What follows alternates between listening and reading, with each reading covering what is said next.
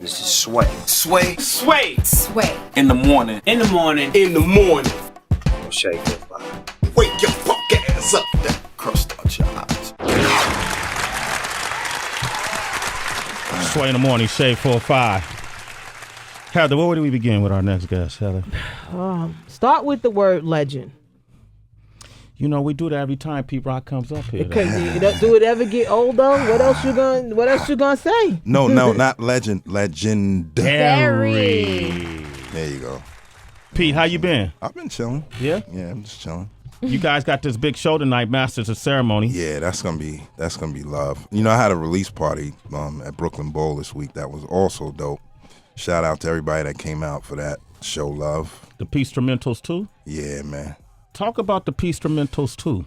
It's basically part 2 to part 1. If everybody knows, I put out a part 1, and it's just a continuation to beats that's just been sitting around.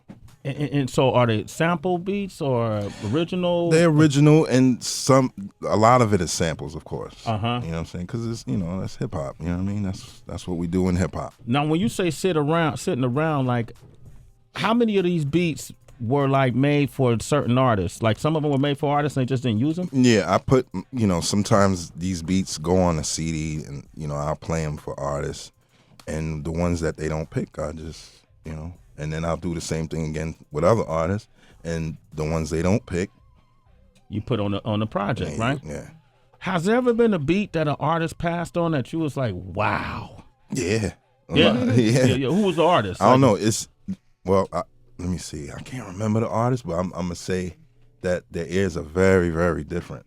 And you have to do a lot of convincing with these artists to say, hey, man, I'm telling you this will win. Yeah. You know what I mean?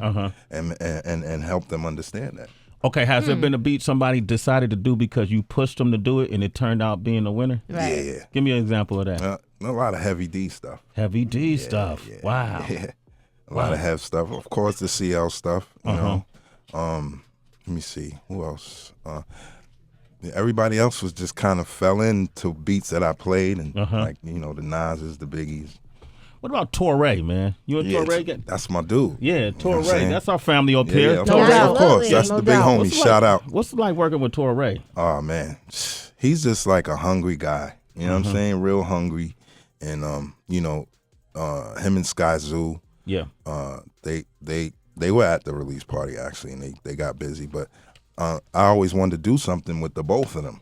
But I did one song with Torey that I think is like, everybody, it was a buzz. It was a buzz on it. Yeah. You know what I'm saying? But we got to just continue to do more. There it is. I like that. I think what should be noted too about Pete, because he's being very humble. He being really in the studio, man. no, he is, and being in the studio with someone like Pete, he gives very good direction. I think it's one thing to get a beat from a producer and you go in and you do your lyrics, but it's another thing to sort of be directed. And he gives very good direction in the studio. So it must have been crazy when you mention names like Nas and Heavy D, rest in peace, and different artists. I think that a lot of the reason why the songs came out the way they came out, because you're not just a producer, you're actually giving direction in terms of delivering your vocal as well. Yeah, that was like one of I was taught that from Hev. You know what I'm saying? Oh wow. Yeah, he used to talk to me about structuring songs and putting bridges and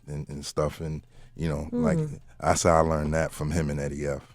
Eddie F. Wow, Eddie F. Legendary. Yeah. Now, P, obviously you've had so many damn wins, but because you're human, there's probably some losses that we probably don't know about at all. But I'm wondering, because I'm thinking about like sports, because the draft was last night. If a team loses, a lot of times they'll analyze why, you know what I mean? And I'm wondering if a song that you thought was really gonna pop, does it? Do you just go back to the drawing board, or do you actually sit down and figure out why? I think, I don't even do that. I just keep it moving. Yeah. You know what I mean? Beats. That's it. Okay, got it. Who was the most challenging artist you had to work with, like figuring out that formula? Challenging? I have to say a little bit of Run-D.M.C. That was a bit of a challenge, but it was fun. Because I had to do some convincing to with the Down with the King, some big, to Russell and Leo. I had to convince them cats. Yo, this is the new. You know what I mean? Yeah. And I remember that, and it kind of ushered them into a new era. They had to change their rhyme patterns up a little bit too. Yeah, right. Yeah, but how did that turn out? It turned out good, actually. Yeah. You know what I'm saying? Yeah. Now, DJ Wonder, you're a producer, man. You got Pete Rock right here, man. Take advantage of it. Well, speaking of that, like you had to change Run-D.M.C's sound. How's you been changing your sound? Like you hear everything with 808s and everything nowadays. Have you ever tried to incorporate that with some of the newer stuff you've been producing? You know what? I do, but I don't overdo it. You know what I'm saying? It's like, you'll hear it in the beat. You'll hear it hit every 2 bars or maybe every 4 bars, but not, every half a bar. Are you going to do like a 48 BPM banger? Like, that's what everybody's doing right now? Probably, if the mood is there. You know what I'm saying? What equipment are you using now? You started, everybody knows you for SP1200, then you moved to MPC, I guess, a little bit after that. Yeah. What are you doing now? The MP, the Renaissance, 2000 XL, I'm in the MP world. Who's some of the like younger producers that you or newer producers that you like their sound? Knots. Like Knots. Yeah, okay. my man Knots, he kind of bananas. You like that trap sound? When it's done in a way where it's clever. Yeah. Yeah, I like it. Yeah. Yeah. All right, man. Pete Rock is but not all of it. Not all of it. Not all of it. Not right? all Let of it be known. Not all of Yeah, it. yeah. I mean, a lot of it is repetitious because we're in an era where monkey see, monkey do. Yeah, basically. Right? You know, and so. Well, they need to be following what Kendrick's doing. What do you mean by that? The music. Uh-huh. You know what I'm saying? Like how he's, not pigeonholing himself to one sound. Yeah. He's doing various things. Yeah, that's smart, right? Different things. So you get that longevity, Pete. Yeah. Yep. Y'all want to be in the game as long as me and Pete, man. Real talk. Real Receive talk. his Better name. diversify, kid. Yep. Don't get caught up in that pigeonhole. All right. Yo, Pete Rock is here. I'm opening up the phone lines. We got some fire MCs. It's to return to Locksmith. You know, I only can have him come on so often, man, because he makes it scary for other MCs, man. I can't get guests. Guests don't want to come on the show because of Locksmith. That's true, though. He's here, though. And if you want to talk with Pete Rock, 888-742-3345. Wonder, we did something special for Pete Rock. Let's do it. Uh-oh. Pete Rock medley right here, man. Sway in the morning. That was a quick medley. Pete Rock produced beats.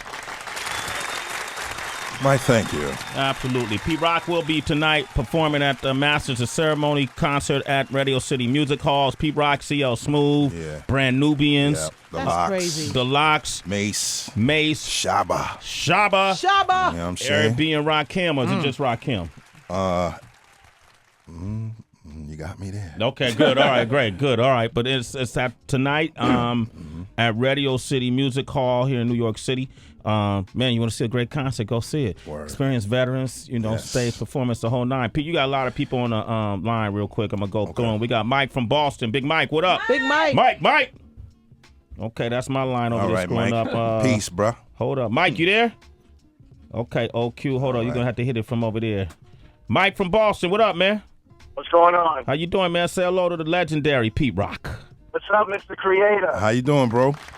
Oh, you are the best producer out there ever. Thank you, man. I appreciate that. I got to meet you once at, I forgot what studios it was, but you were doing the Raekwon Sneakers track. Oh, wow. Oh, shit. That was, damn.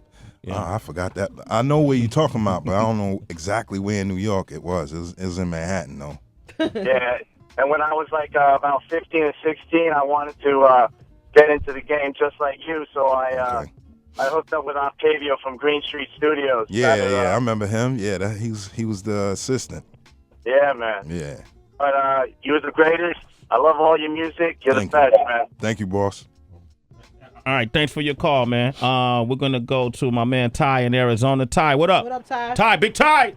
What's up, guys? Hey, Pete Rock, it's one of the things that it's an honor to be sharing the same line with you and being talking to you, and you too, Sway. Oh, thank and you. all the Thank people you. in the studio. So I had a quick question for Pete. I want to say, obviously, you've worked with a lot of great artists, but I was curious as to, when you're working with, obviously he's not so new anymore, but with Kanye West and working with those types of guys, I was curious as far as when you get that much creative juice in the same room, I mean, what's the process you guys go through with kind of creating a track or creating the same vibe that you're trying to create on a track?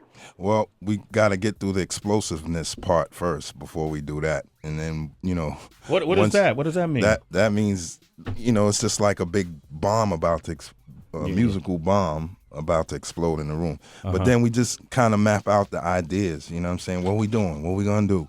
Type, you know what I'm saying? And then once, I get to playing beats, and then the ideas start flowing, and I wait for somebody to say that one. Okay. Now, have you learned?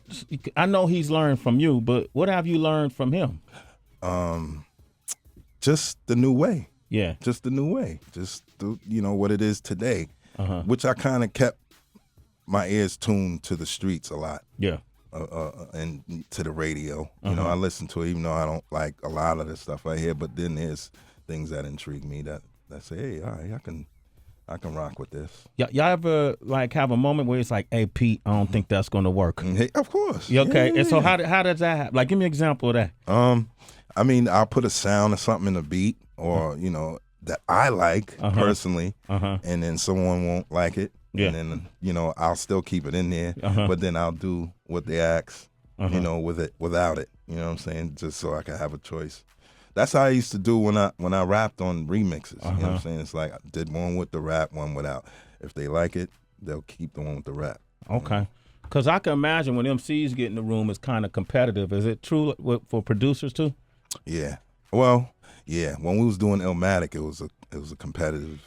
It was nothing but competitive juices. Yeah, you, flowing. Primo, yeah, LP, Q-Tip. It was crazy. Yeah. Who you think won? We